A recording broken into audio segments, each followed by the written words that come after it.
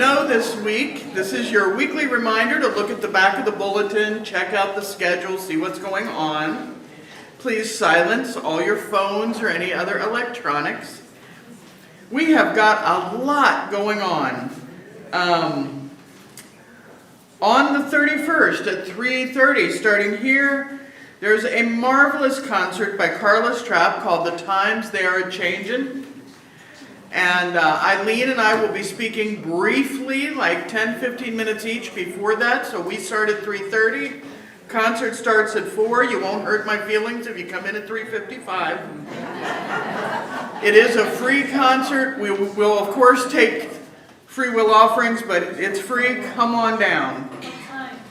3:30. 3:30. On 2/15, on February 15th in Waters Hall, we have Pathways. I'm very excited about that. That is our new members, wanting to be new members, been around a while and want to find out more kind of class.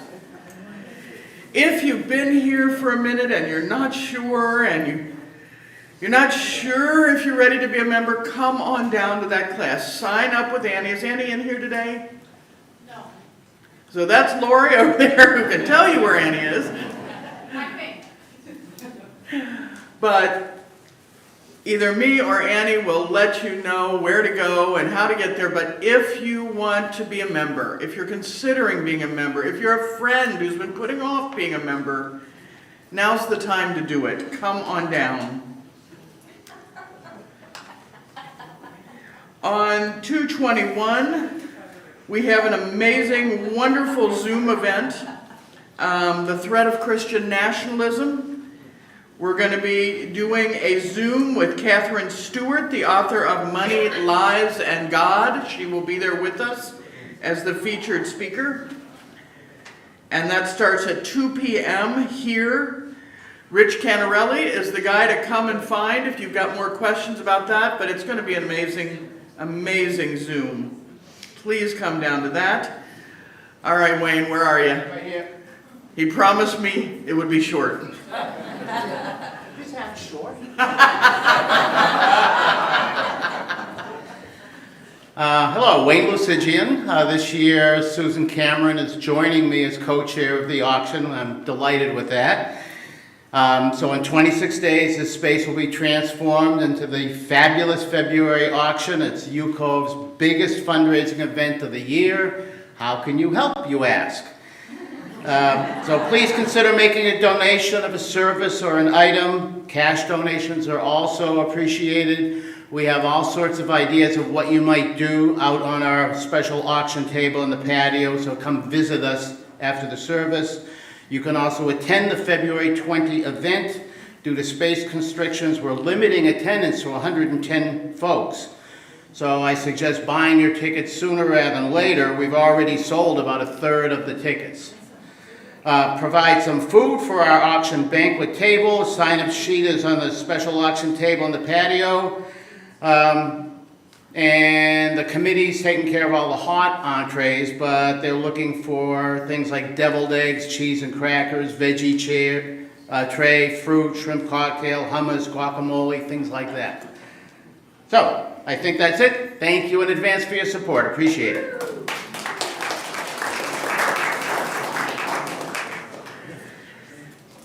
And I get the joy real quick today of talking about our annual giving campaign. Every year about this time we conduct our giving campaign, and it lets us have an opportunity to let the congregation do its work to support each other and support our greater community. On February 1-ish, we will email individualized packets to members and supporting friends.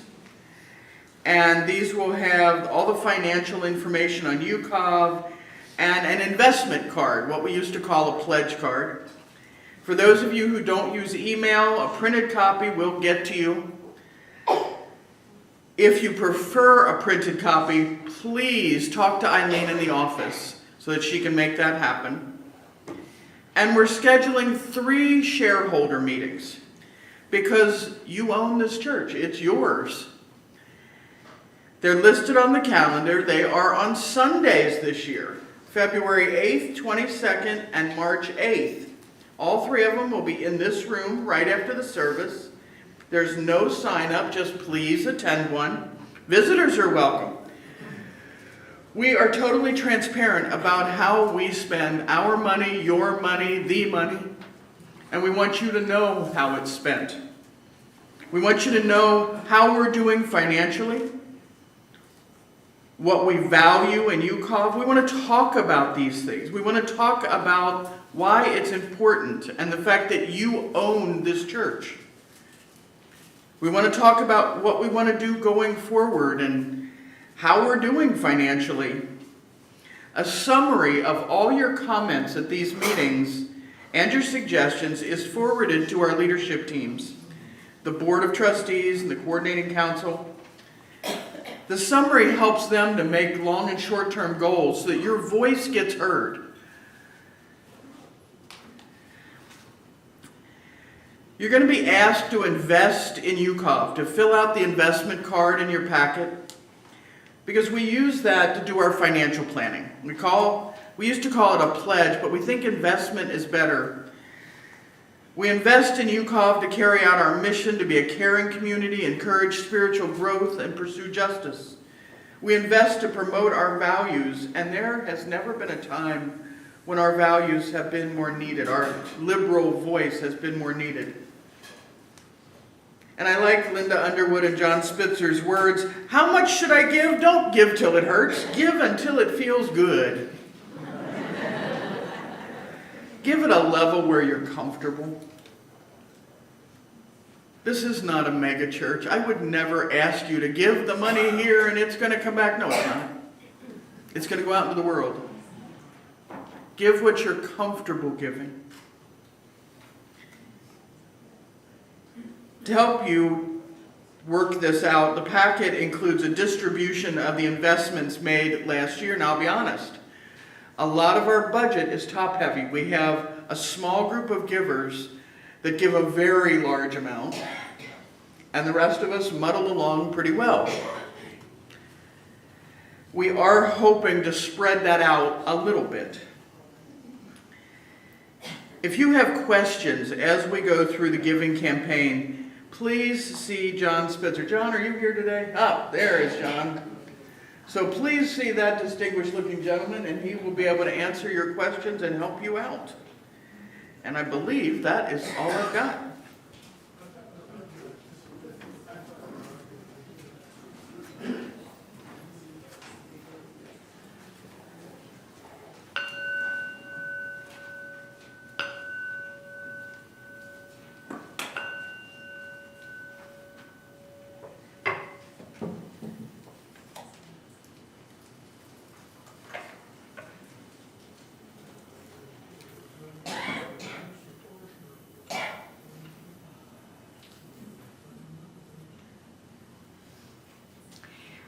We light this chalice as a promise to see clearly, to speak kindly, and to stand with those who are targeted.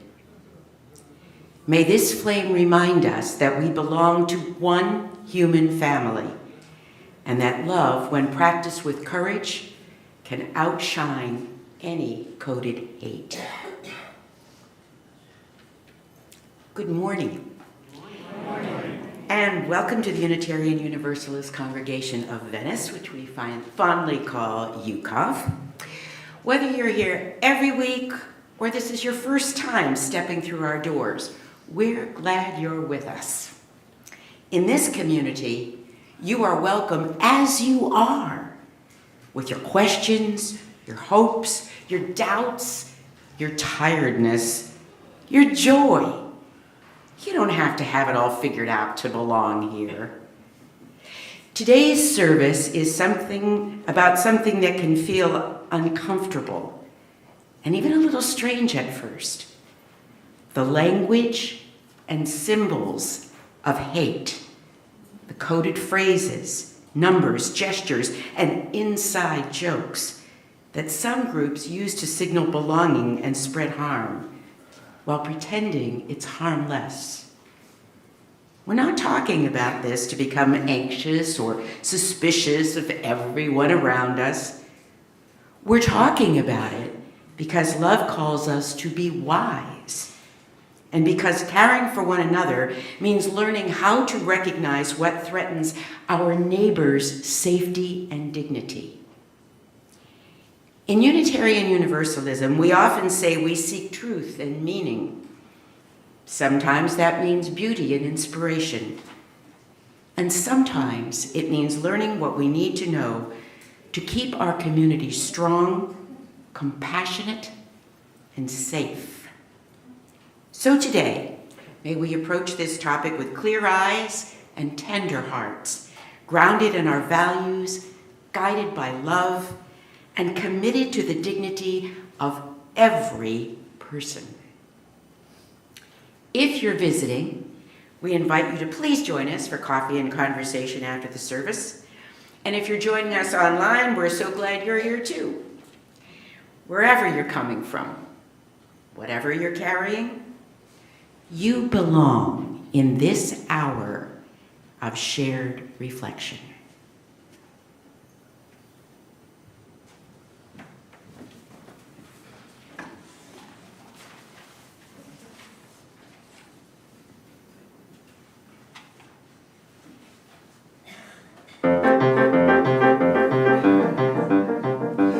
Got to be taught to hate and fear. You've got to be taught from year to year. It's got to be drummed in your dear little ear. You've got to be carefully taught.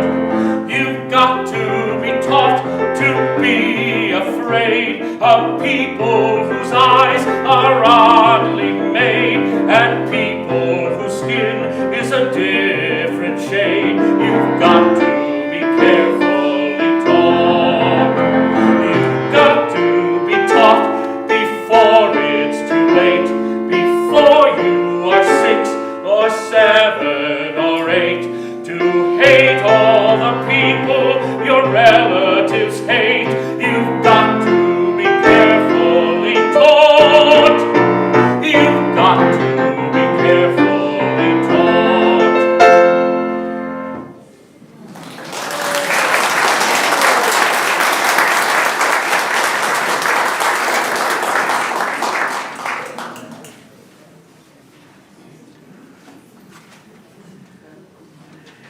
It is wonderful to see you all here today. And I want to say, I mean that when I say that. Whether you came in calm, collected, came in with a crowded calendar and an even more crowded heart, came in with a cranky knee or a brain that's already sitting here composing your grocery list, I'm glad you're here. Bring your whole self and we'll do our best to meet you with love. And it's okay if you're a little broken. Well, I am too. Today's topic comes with a blurb that sounds like some sort of strange math list. Numbers, parentheses, cookies, hand gestures. And somewhere in the middle of it, you may be thinking, did I accidentally wander into a college lecture on Symbolism 101? Is this a service or a password reset? And that confusion is part of what we're talking about. Because one of the ways that hate operates, and it operates openly sometimes, but sometimes online and in public spaces, it hides in plain sight using everyday language, everyday symbols, harmless seeming phrases, and it turns them into coded language. Sometimes it's done as a wink to the insider, sometimes to spread harm without being challenged. Sometimes it's done to recruit little by little through the side door of "it's just a joke, we weren't bothering anybody."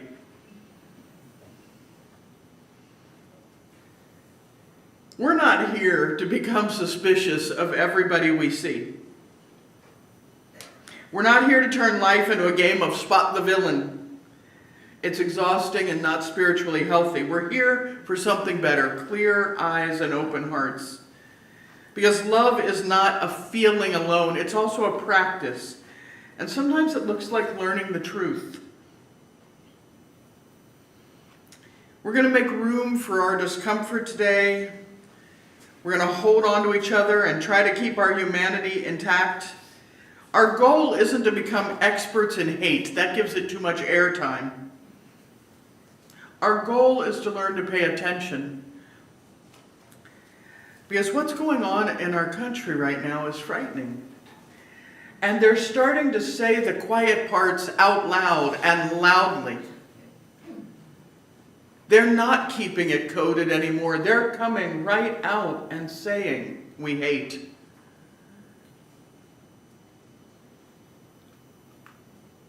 A few years back, I read the best thing I had ever seen about this. A man wrote, I was sitting in this little bar, and this was a throwaway somewhere on Reddit, I think. But he said he was sitting in a bar, just a little bar in New York, hole in the wall. Almost nobody in there, and he's talking to the bartender. Very quiet, nice man. And he said, in the door comes somebody with a Nazi swastika on his shirt. And he politely walks up to the bar and he politely orders a beer. In no way is this man threatening anyone. In no way is he being mean or cruel or evil, other than that symbol on his shirt. And the bartender got the bat from under the bar and said, out, just out. And he said, but I haven't done anything, I just want a beer. And he, out! Chased him out of the bar. And the original writer said, what did he do? I mean, I know the shirt. He said, listen, that's how they get you. They come in, just one of them, and he's so polite, he's so friendly. And he orders a beer. He talks to you at the bar. He doesn't say anything wrong. Nothing. But he's trying you on for size to see what you will say about that evil shirt that he has on. But he's polite, he's friendly. He said, and I tell you what's going to happen. In a week, he's going to be here with a friend. And his friend will also be polite and friendly. They'll tell some jokes at the bar. They won't say a bad word to anyone who comes in. He said, a week after that, there will be 6 of them, and then 8. And in a month, when I look up, I will be running a Nazi bar because that's how they get you. They don't all come at once. One comes first to see if you'll object. And that story stuck with me hard. To get to where we are today, other things happened first. All that coded language, all the little things to see would we accept it, happened. So we're going to talk about what we don't want to accept.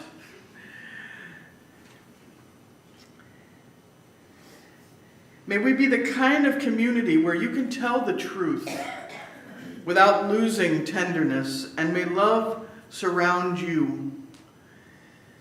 Even today, especially today. So come and let us worship here together. We're going to rise in body or spirit and join in singing our opening hymn. We're doing number 389, Gathered Here. We're going to sing it through 3 times, not as a round. I won't do it to you.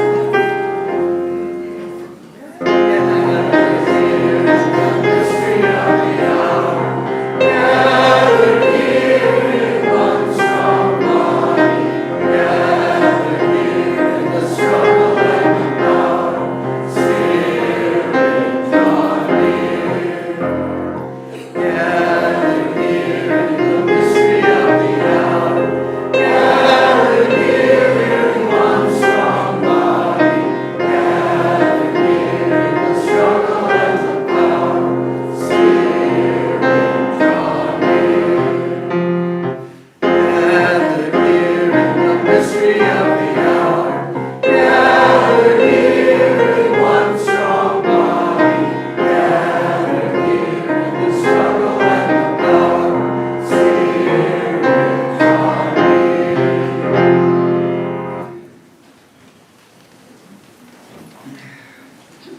I apologize in advance for this week's joke. We always do our time of offering with a joke because giving should not be painful. I'm trying to give you something to look forward to. A UU pastor walked into an exotic pet shop, and he was surrounded by animals he had never seen as normal pets: foxes, tigers, tarantulas, monkeys. But in the corner, he saw a dog in a crate. And he called over the shop owner and said, "Why is there a regular dog in that crate over there?" And the owner replied, "That is a one-of-a-kind dog. You say its name and what you want it to attack, and it does a bunch of karate moves on it. It is a karate dog." He said, "No, really?" He said, Yeah. The owner said, "Try it." And the minister said, "Okay. Karate dog, attack." He said, "No, that's not how it works. You got to say what it is." He said, "Oh, okay. Karate dog, the crate." The dog leapt out of the crate and karate chopped it into pieces. "Wow," said the minister. The shop owner said, "Look at this. Karate dog, table." And the dog ran over to the table and karate chopped it into pieces. The minister said, "I gotta have it. I gotta have that dog." He sold him the dog, and he put the dog in the front seat of his car, and he sped off home. And on the way, he stopped by ICE agents who began to interrogate him about his suspicious and high-speed driving. "Are you an American citizen?" one demands. "Yeah, officer, I am. It's just that I bought this incredible new dog who knows karate." And the minister started to ramble, and the ICE agent cut him off. "I've heard a lot of nonsense. This is the biggest load of crap I've ever heard."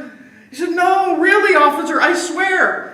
Get out of the car. Enough of this nonsense. But, officer, you have to believe me. I said I've heard enough. Karate dog, my butt."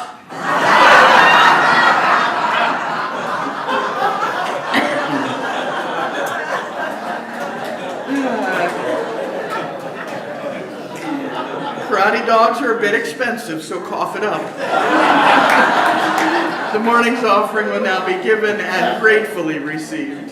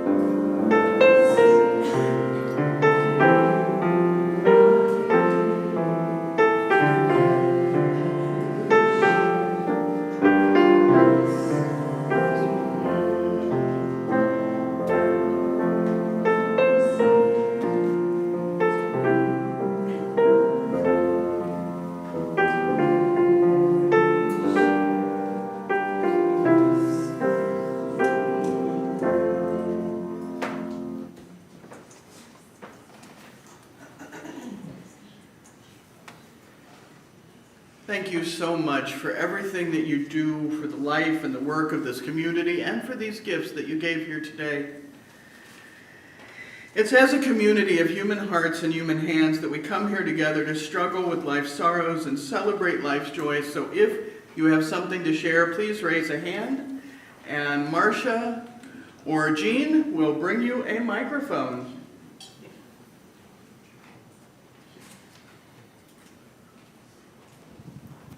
Good morning. This is just a Lollapalooza. It's wonderful. Even people in the front row. Imagine that. Okay, I asked permission of David, our soloist, who will be singing to us again. He bopped into the church about 2 weeks ago during the choir rehearsal, and he's been here before. He comes from the frozen north, whatever that is. But he needed a getaway after his car, I believe he said, spun out on black ice. His voice is such a treasure. So I said to him, may I speak about you? Because it's instances like that, experiences, when someone brings themselves to us, this congregation, to participate. And I just have to say, we'll hear him singing again. He is a performer.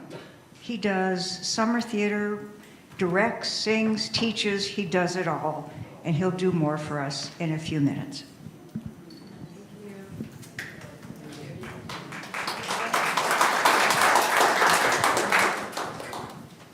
Good morning.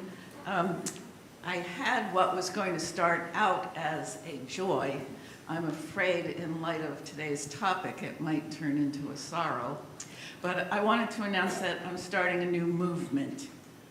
The garden team tomorrow morning at 9 o'clock is going to be out sprucing up the butterfly garden. I was going to call the movement Make UCOV Beautiful Again, MUBA.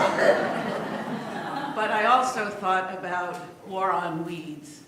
Then I thought, that might exclude me from a Nobel Peace Prize. Anyway, I invite you to join us. Gloves and ice skates for the pond if it's too cold are optional.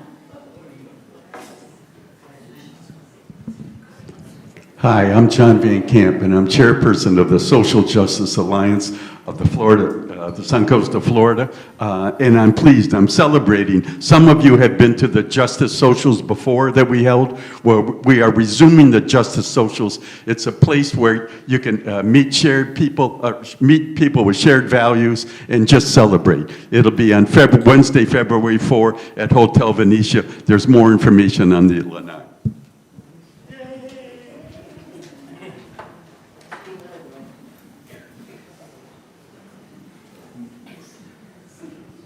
Yes, Karen Z. I'm the bummer of the group. I'm under HOA seizure, fraud, cruelty. I will tell you, you do not understand the cruelty of these people. I appreciate this topic so much because, oh my God. So the latest thing is, the one neighbor who stole my irrigation, digging down 3 feet, diverting my irrigation, my HOA irrigation, okay? The next neighbor that bought the house has been dispersing chemicals along my fence since they bought the house 7 months ago. My dog is now sick. I had to get surgery for her. I've complained about the HOA. Every time I water down this one area where I track it, the smell dissipates. Okay, so the other night, Wednesday night, the smell was so bad. My dog has stopped going outside. For months this has been going, and I noticed the behavior. What's going on? I've talked to the neighbor directly. The HOA, they're conspired with the HOA. You think this is crazy? I'm telling you how crazy this is. They are beyond cruel. So, January 21st, I have public meetings. I'm the town crier because I'm not allowed to speak at HO boards because I speak the truth, and they're hiding their fraud. So I spoke very loudly in my backyard about the fraud, about the cruelty of the neighbor next door. This neighbor also worked with special children who cannot speak up for themselves.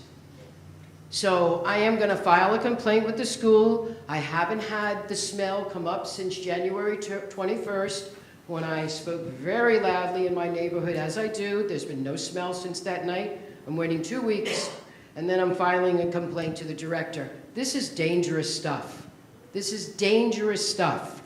So I'm sorry to be the bummer here, but I'm under this for 5 years. You just can't believe it.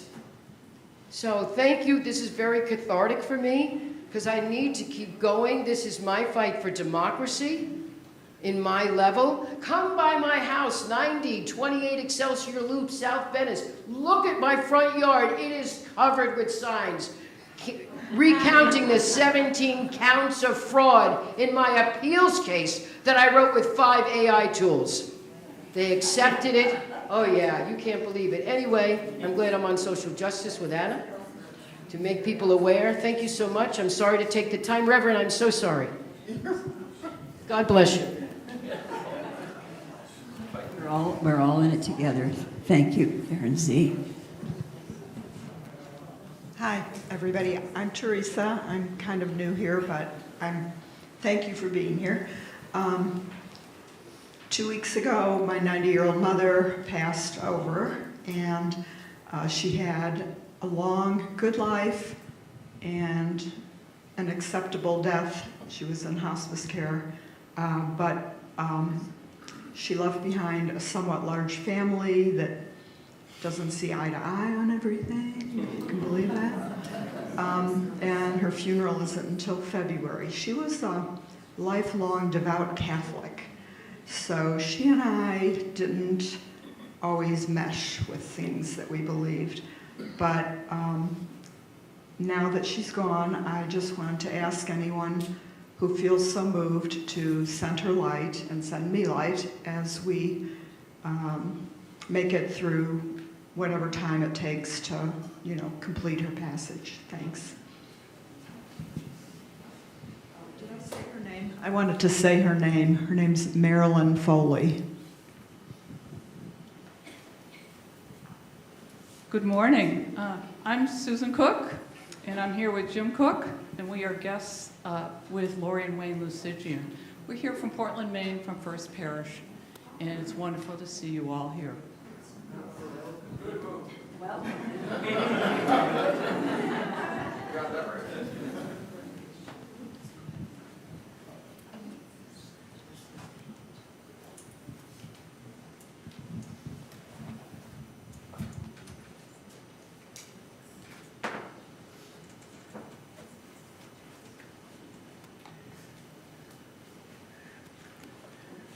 One last one. On February 1st, we will be having longtime member Sarah McCorkle's memorial service here. Please consider coming.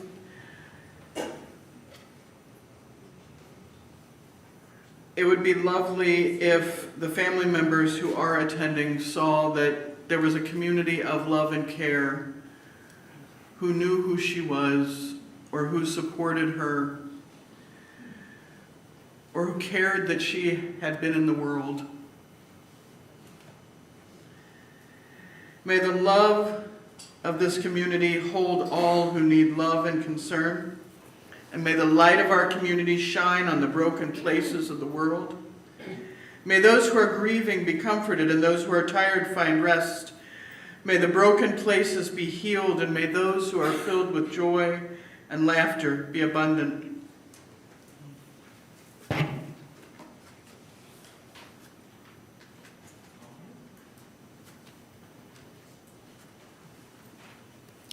Our first reading this morning is from The Black Man and Women Who Rescued Anti-Islam Activist Jake Lang from Protesters in Minneapolis, written by Paul Walsh and Kim Hyatt for the Star Tribune. The man who stepped in and ushered January 6th rioter Jake Lang away from counter-protesters outside Minneapolis City Hall over the weekend said a sense of humanity inspired him in the moment. Isaiah Blackwell, 30, was the man dressed in black and wearing dark sunglasses who tucked himself in a City Hall window well Saturday next to Lang, who was in the city for his anti-Islam rally, which was scrapped before he could carry out his plan to burn a Quran and march to the Cedar Riverside neighborhood, home to Minneapolis's highest concentration of Somali American residents. Hundreds swarmed upon Lang, who was soaked on the frigid afternoon with shots from water guns and draped with silly string from the crowd. After being pulled down from the window ledge, Lang was pressed against the wall as the amped-up crowd closed in. Just a handful of Lang supporters showed up for the rally. Only Blackwell, face to face, kept Lang from being fully engulfed by his detractors. Blackwell soon led Lang away from City Hall, at times clutching him by one arm or guiding him from behind with hands on his shoulders. Lang said on social media that he suffered a bloody blow to the head at one point before he found his escape. Blackwell told the Minnesota Star Tribune that he stepped in because, quote, "I'm a man, and I believe all humans should be treated the same. It doesn't matter," unquote. Regardless of his politics and views about Somali immigrants, Lang has a story to tell, like I have a story to tell, said Blackwell. "I took my voice and I told them, don't touch him. Let him go. I made a space so he could get out of there." Blackwell said he came to City Hall at that time because God, my Father, told me to stop by. I just had to stop by. Echoing many who witnessed Blackwell's concern for Lang, former Minneapolis Mayor R.T. Rybak said, "Lang saw that black man as less than him. The black man saw Lang as a human being."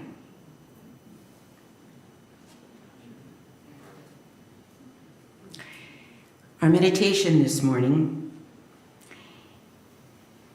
is called Becoming One Another by an unknown author. We come from one long table, set before any of our names were chosen, before borders were drawn, before we learned to sort the world into mine and not mine. We are family, not because we always behave like it, but because we share the same breath passing from mouth to mouth, the same saltwater inheritance, the same need for shelter and song. And still, some of us speak a language that cuts, not always with fists, but with words that are meant to wound. Some of us learned that language young. Some of us learned it lonely. Some of us learned it because fear needed somewhere to live, and anger offered it a home. If we are honest, we have all heard that tongue in the world, yes, but also closer than we want to admit. At the dinner table, in the hallway, in our own heads on days when compassion feels expensive.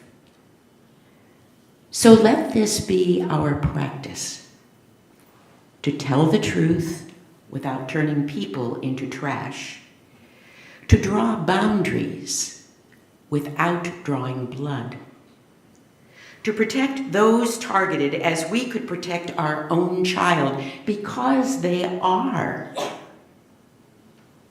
To remember that family means we do not abandon the harmed, and we do not give up on the one who has been taught to harm. We refuse to let hate be their only dialect, their only belonging. And when hate tries to make strangers out of siblings, may we answer quietly and firmly, no, not in our house, not in our hearts, not in our name. For we are one people, messy, learning, bound together in the long work of becoming worthy of one another.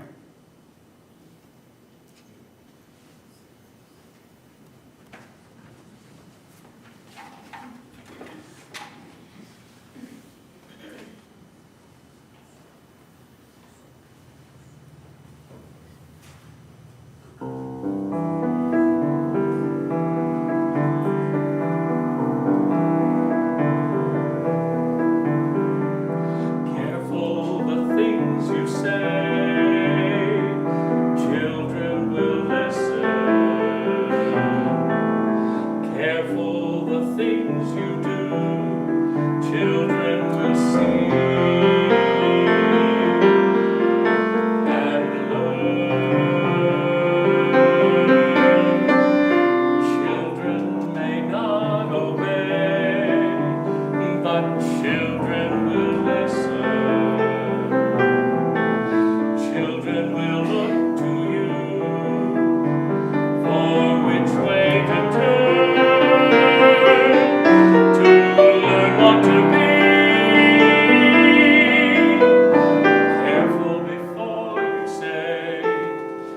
listen to me.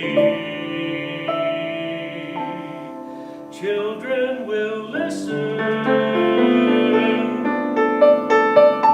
Careful the wish you make. Wishes are children.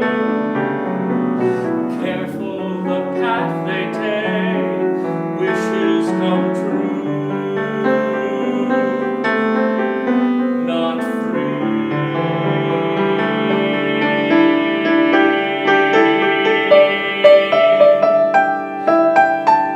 Careful the spell you cast, not just on children.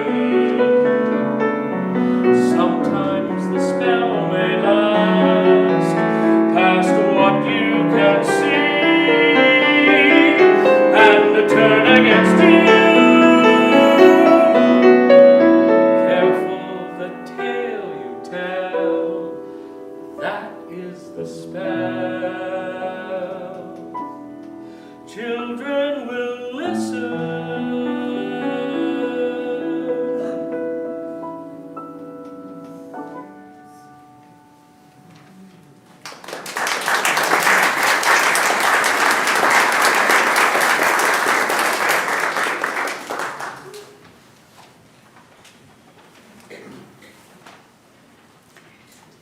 The world is better because of Stephen Sondheim and people like David who sing it so well.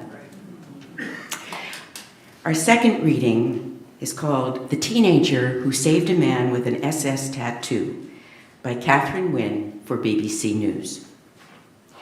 In 1996, a black teenager protected a white man from an angry mob who thought he supported the racist Ku Klux Klan. It was an act of extraordinary courage and kindness, and is still inspiring people today. Keisha Thomas was 18 when the Ku Klux Klan, the white supremacist organization, held a rally in her hometown in Michigan. Liberal, progressive, and multicultural, Ann Arbor was an unusual place for the KKK to choose, and hundreds of people gathered to show them they were not welcome.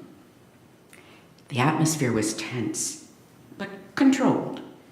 Police dressed in riot gear and armed with tear gas protected a small group of Klansmen in white robes and conical hoods. Thomas was with a group of anti-KKK demonstrators on the other side of a specially erected fence. Then a woman with a megaphone shouted, "There's a Klansman in the crowd!" They turned around to see a white, middle-aged man wearing a Confederate flag t-shirt. He tried to walk away from them, but the protesters, including Thomas, followed just to chase him out. It was unclear whether the man was a Ku Klux Klan supporter, but to the anti-KKK protesters, his clothes and tattoos represented exactly what they had come to resist. The Confederate flag he wore was for them a symbol of hatred and racism, while the SS tattoo on his arm pointed to a belief in white supremacy, or worse. There were shouts of, "Kill the Nazi!" And the man began to run, but he was knocked to the ground. A group surrounded him, kicking him and hitting him with the wooden sticks of their placards. Mob mentality had taken over. It became barbaric, says Thomas. When people are a crowd, they are more likely to do things that they would never do as an individual. Someone had to step out of the pack and say, "This isn't right." So the teenager, then still in high school, threw herself on top of a man she did not know and shielded him from the blows. When they dropped him to the ground, she said, "It felt like two angels had lifted my body up and laid me down." For Mark Brunner, a student photographer who witnessed the episode, it was who she saved that made Thomas's actions so remarkable. She put herself at physical risk to protect someone who, in my opinion, would have not done the same for her, he says. does that in this world. So what gave Thomas the impetus to help a man whose views, it appeared, were so different from her own? Her religious beliefs played a part, but her own experience of violence was a factor too. I knew what it was like to hurt, she says. The many times that happened, I wish someone would have stood up for me.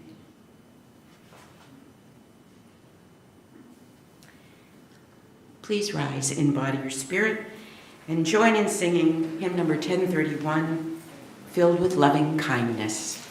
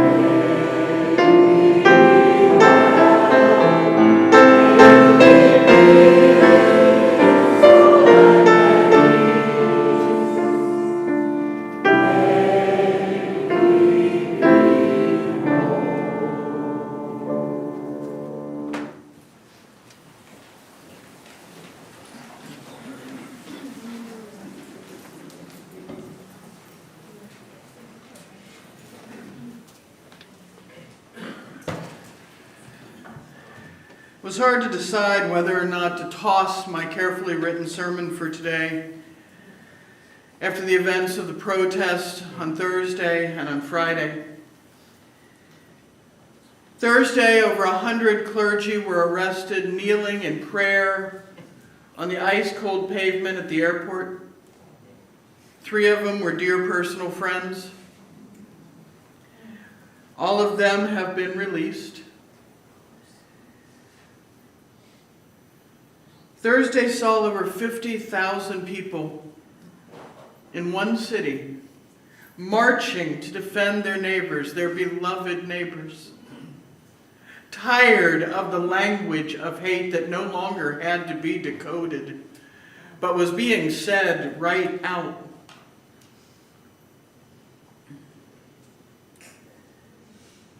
I don't remember which day it was, Thursday or Friday. Something happened that aligns with our reading, because 2 protesters were arrested by ICE. They were both white. They were both American citizens. They were snatched up. They were put in the back of an ICE vehicle in an effort to frighten. And they were driven off to an ICE center. And while they were being driven off, one of the ICE officers in the front of that vehicle began to have a seizure. Neither of the other ICE officers stopped the vehicle. And the 2 women in the back started to say, "Help him, you've got to stop, pull over, call 911. He's having a seizure, please." To their own coworker. They would not stop. They would not pull over until the women became desperate and said, "Don't you understand? He's having a seizure. He could die. He's choking. Call 911." And so they did pull over, and then they didn't know what to do because they have had no training. And so both women said, "For God's sake, you have guns. Let our hands loose." One is an aide, one has been trained in basic first aid. It took them several minutes of arguing, but eventually they let their hands loose so that they could attempt to save this man while waiting for 911. They did save him. While his colleagues stood there looking totally confused and having no idea what medical intervention was needed, one of them grabbed the folded tack vest and she put it under the man's head. The other one held him partially on her lap to keep him from slamming his head on the pavement. The difference between that and our reading is heartbreaking. To have to fight to save another human shouldn't happen. And then yesterday was the shooting of Alex Jeffrey Petrie, an ICU nurse. You'll hear all kinds of different versions of this in the media. Most of them aren't true. I know because a group of you ministers and others, was less than 20 feet away, filming.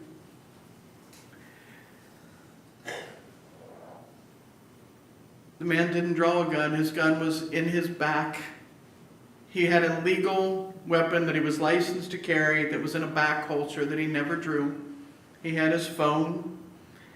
And he went to try to help a woman that had been tear gassed at point blank, pepper sprayed right in the face at point blank range, and he was trying to wipe her face.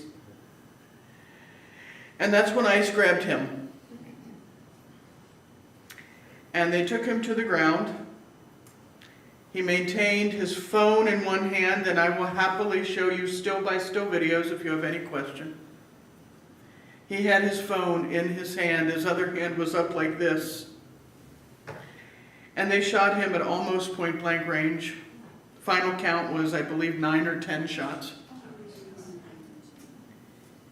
He was a nurse, an RN. He worked for the VA. He had no criminal record. His handgun was licensed, and it never left its holster until ICE took it out of the holster.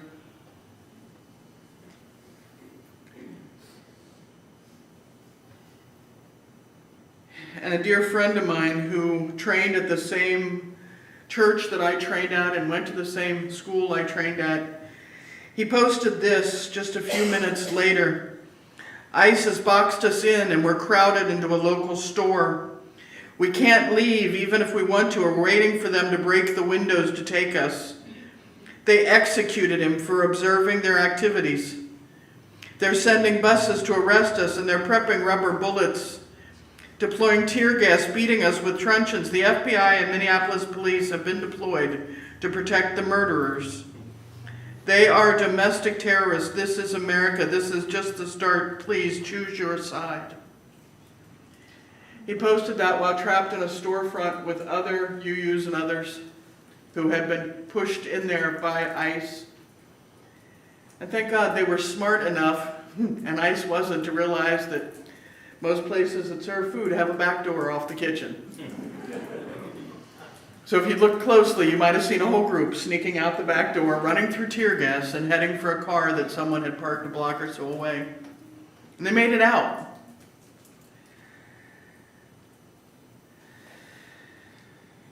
This is why we learn about this language.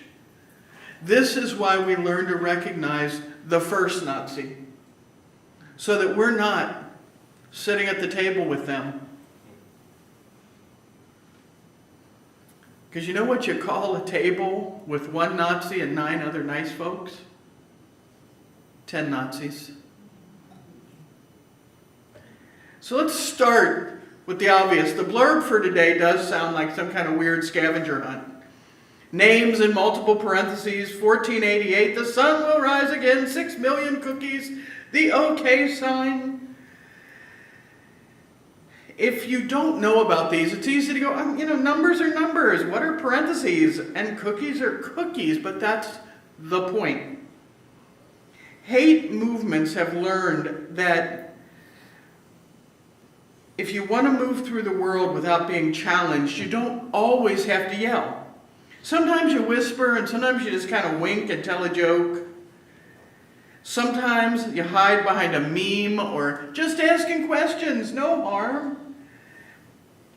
Sometimes you take something ordinary and make it a secret handshake. Pepe the Frog started out as a joke online. If you look at the service JPG for today, you see that ugly little frog critter on the right. It was a joke. Some far-right and extremist groups and then fascist groups and then others picked him up. And now you see him all over the place, usually with horrible language or horrible ideas. And they say, come on, he's still a joke. He's just a green cartoon frog. I saw him the other day. It was a joke. It was adorable. It was a picture of the library at the Jewish congregation that was burned out less than 10 days ago. And Pepe was saying, my library! Just a joke, right? Funny.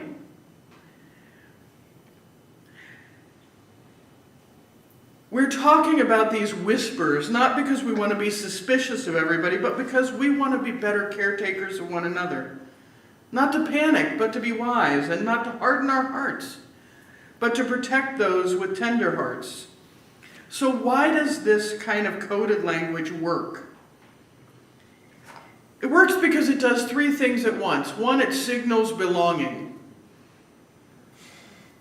Like a uniform you can wear without actually wearing one. If you are out in public and somebody says, I'm standing on the side of love, you're pretty sure they're a Unitarian.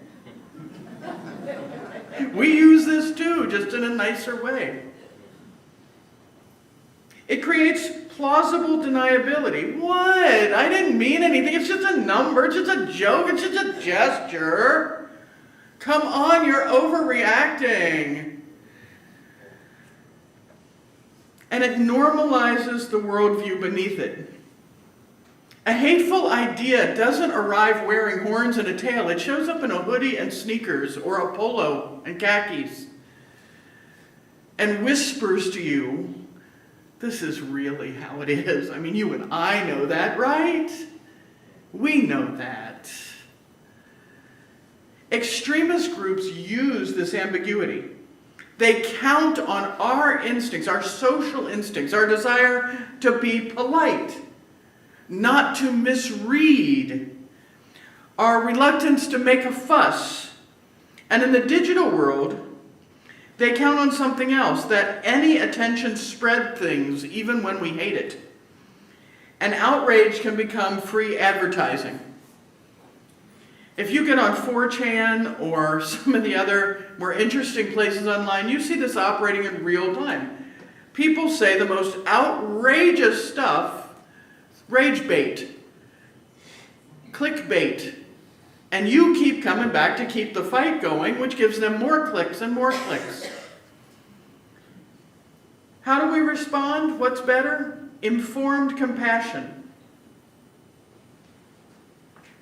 Let's take a look at some of these examples. I want to pull their little masks off. 1488, written with or without a slash.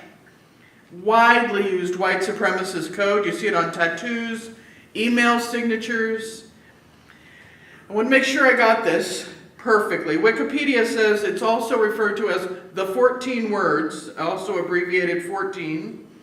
It's a reference to two slogans originated by American neo-Nazi David Eden Lane.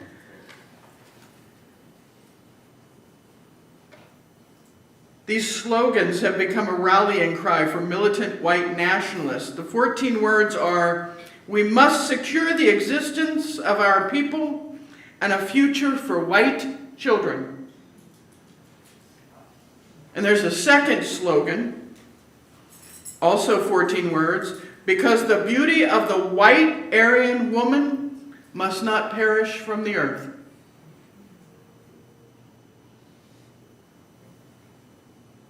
"88 in and of itself is shorthand for Heil Hitler.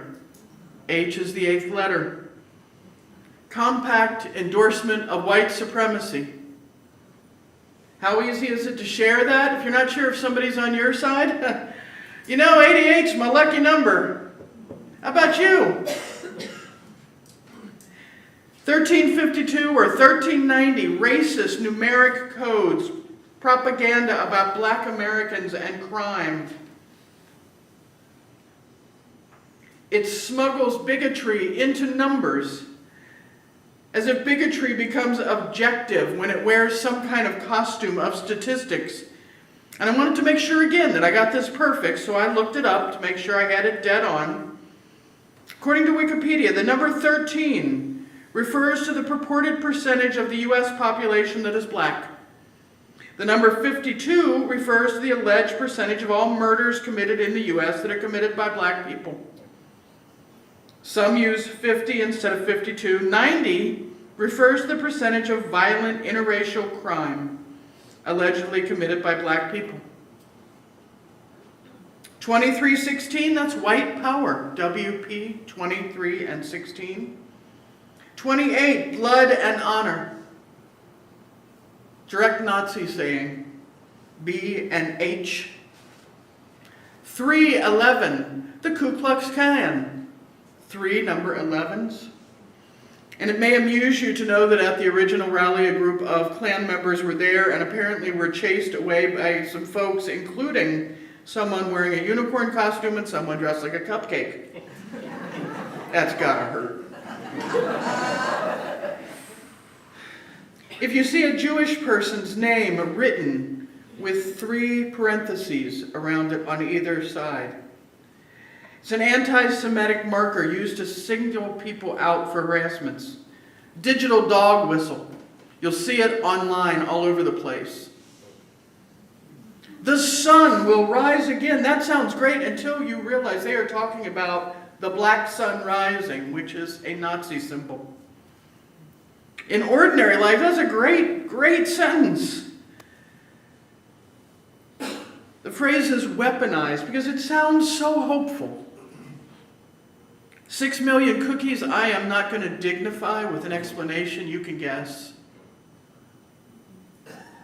It mocks the Holocaust and it circulates online because it looks absurd to outsiders. Oh, I'm so hungry, I just want 6 million cookies. Love to have them tomorrow. And people laugh, what a greedy boy he is. The okay hand gesture. Usually done down rather than up, but sometimes you see it up. Most of the time, it's just okay. This was boosted through online trolling and then adopted by some white supremacist as a real signal. Credible people look for context.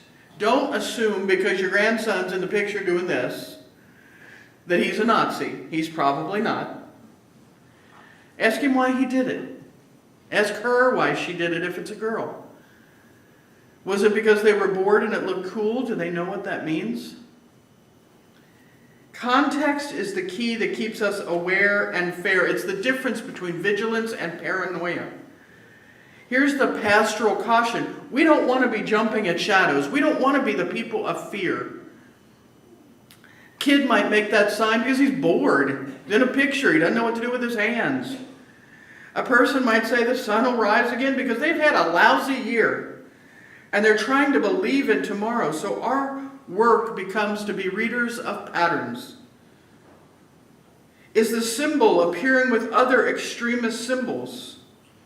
Is it used by someone who shares that kind of content or targets marginalized groups? Is it used in a space where hate groups organize?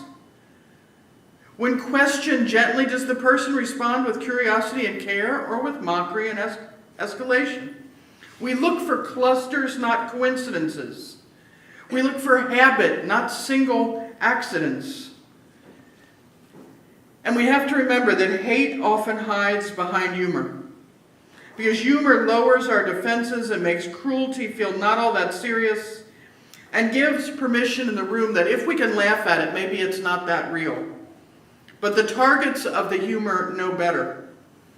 Anti-Semitic memes are not just memes if they lead to harassment. Racist statistics are not just numbers if they're used to justify brutality. A joke about genocide is not edgy. It's a test balloon to see whether the community's consciousness can be softened. And there's a difference between comedy that punches up at power and comedy that punches down at pain. That's how you can tell the difference between a joke and bullying. If it's punching up, it's a joke. If it's exposing a funny truth about someone more powerful than the joker, it's a joke. If it's commentary on someone with less power than the joker, it's bullying. So what do? We pause before we amplify. I cannot stress this enough. If you see something online, not every harmful post needs to be screenshotted and shared. Some of these people are doing this to get more and more and more engagement. Clickbait, rage bait, making you react to them, which makes their stage bigger. And sometimes the horror of what you share hurts more people. So think before you share. Protect the targeted person first if you can. Name what it is calmly. You don't have to rant. That symbol is associated with white supremacists. Why are you using it? It's a lovely question.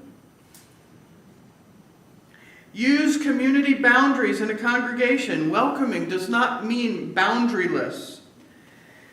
If coded hate shows up somewhere, we ask questions. We address it. We don't minimize it for comfort. If somebody walks in here wearing a swastika t-shirt, I am certainly going to ask why they put that on today and what they hope to achieve by walking in here. And then I'm going to ask them to turn the shirt inside out. And then I'm going to ask them to sit down and stay, because maybe I can get something through their head. We're going to choose cruelty over humiliation whenever it's plausible. The internet's a messy teacher. We need room for grace. We need room to be able to say to somebody, boy, you're on the wrong end of the stick. And we report when we are needed. And here's the spiritual side of this. The opposite of hate is belonging, not love. The opposite of hate is dignity.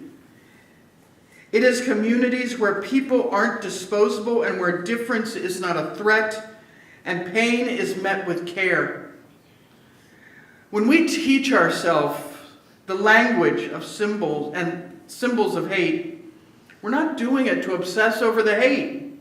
We're doing it so that we can interrupt it and then return our attention to building the beloved community. So here is a simple covenant I would love to offer today. Simple enough to remember and sturdy enough to carry. We will not be naive. We will not be cruel. We will not be silent when others are targeted. We will not become what we resist. And we will practice informed love. Because love without knowledge can be manipulated, and knowledge without love is cold. But the two together, that is a lamp. That is a shelter. That is a community that says, not here and not with us. And if we do well, then the symbols of hate lose what they depend on most. Not our anger, but our ignorance. And we are going to do well. Amen. Amen.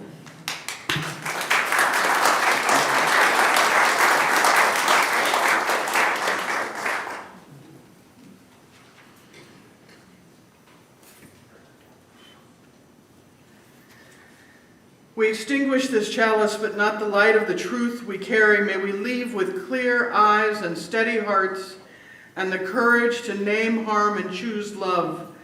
And until we gather again, let our lives be the flame, protecting the vulnerable, widening the circle, and nurturing beloved community.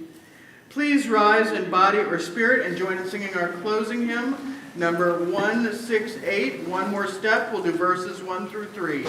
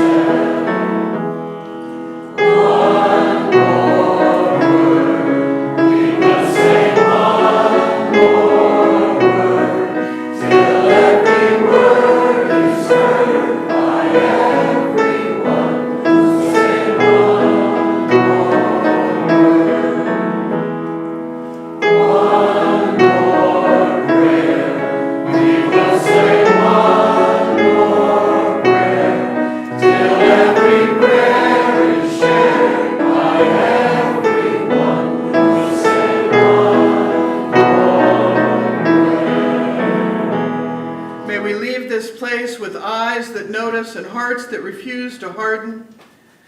Go in peace and in purpose. Ashe, and may it be so.